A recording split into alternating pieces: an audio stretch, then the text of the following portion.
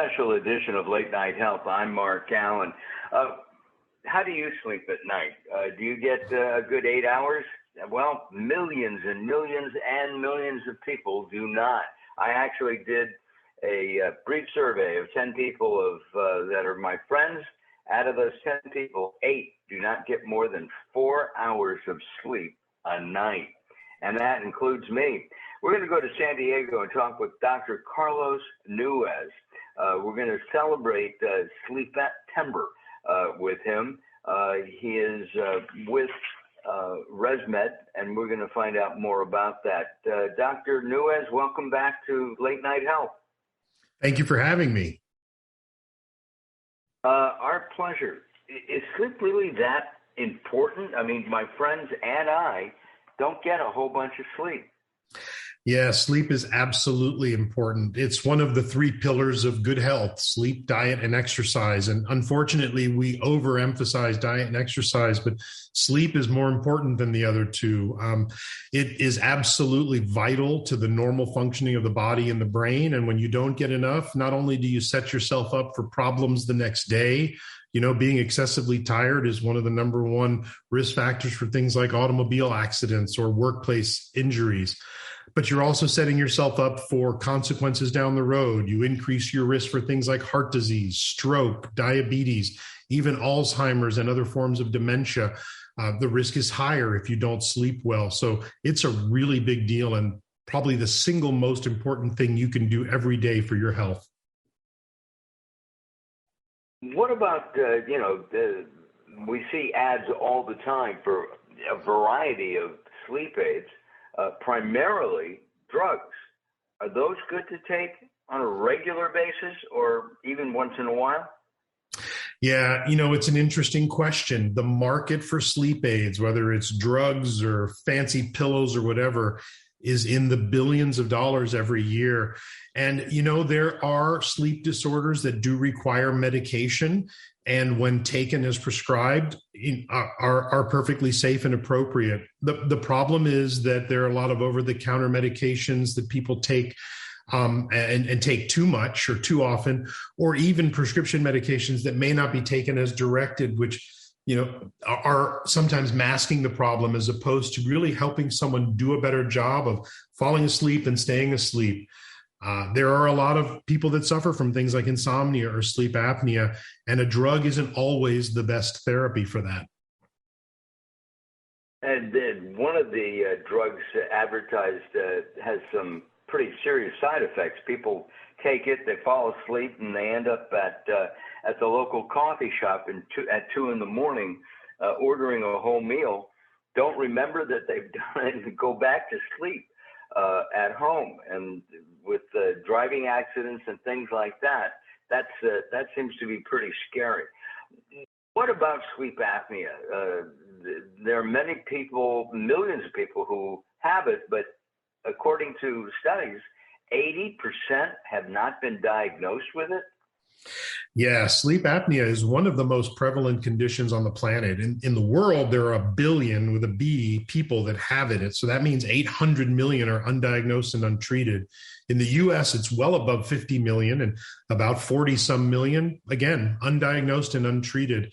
And mostly it's because it happens while you're sleeping. You don't even recognize the fact that you're suffocating multiple times an hour while you sleep. So you never get a good night's sleep. You're always tired.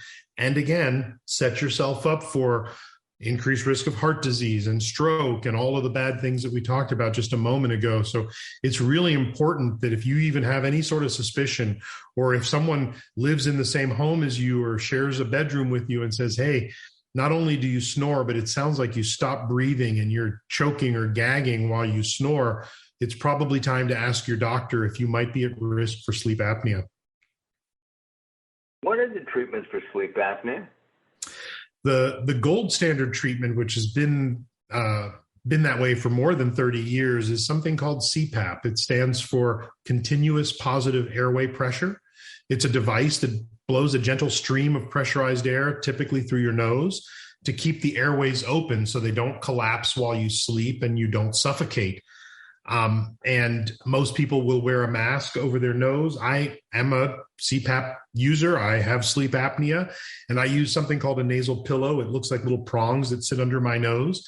And the device in this day and age, it's not like your dad's or your grandpa's CPAP machine. They're quiet, they're small, they're connected to the cloud. Your doctor can monitor your therapy. You can monitor your therapy.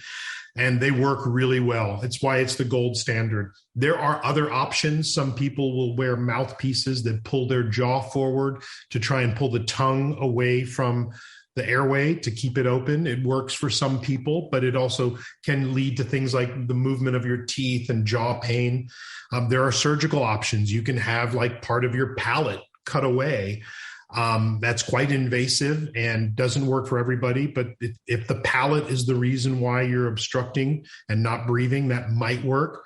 And then there are implants. You can have surgically implanted electrodes into your tongue and a little pacemaker-like box that goes under the skin of your chest, and it shocks your tongue like a pacemaker would shock your heart to try and keep your tongue from flopping back and covering your airway. Again, there's lots of different options, but the most tried and true and the one that most people end up using is CPAP, because the modern machines are easy and quiet and comfortable, and it's not as invasive or as scary as some of the other options. So you don't look like Darth Vader anymore, sound like Darth Vader.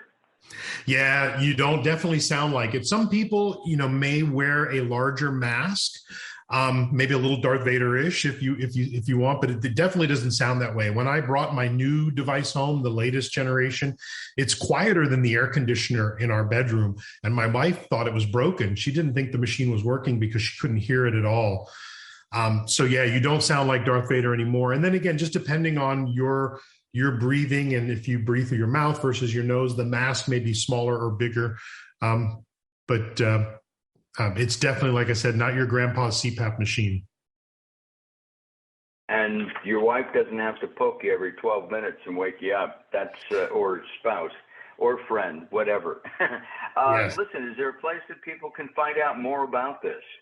Absolutely. There's a great website, sleepforbettertomorrow.com. Information about sleep and wellness and sleep apnea, even a questionnaire that can help you decide if you might be at risk for sleeping disorders. So yes, and always start with your doctor if you have any questions. But that would be a great way to get started. Sleepforbettertomorrow.com. Our guest has been Carlos Nunez. He is the Chief Medical Officer for ResMed, and we appreciate all that information. And again, the next time I'm in San Diego, we'll have lunch and talk about sleep. I'm Mark Allen. This is Late Night Health.